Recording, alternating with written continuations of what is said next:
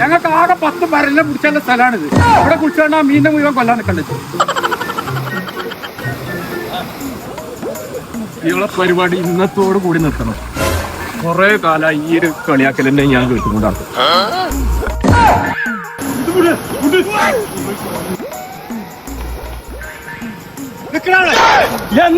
എന്താ പ്രശ്നം?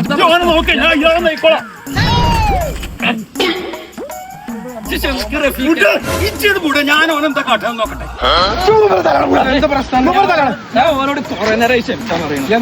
ഞാനവിടെ കുളിച്ചായിരുന്നു. ഞാൻ കുളിച്ചുമ്പോ എന്റെ മേത്തത്തെ സോപ്പ് വെള്ളം തട്ടിട്ട് ആ മീനുകളൊക്കെ ചാവുന്നു. തല്ലണം. അല്ല അങ്ങനെയാണ് ഇനി ആയ ഓൻ്റെ അടുത്താണ്. ഓനോട് ഓൻ തല്ലട്ടെ.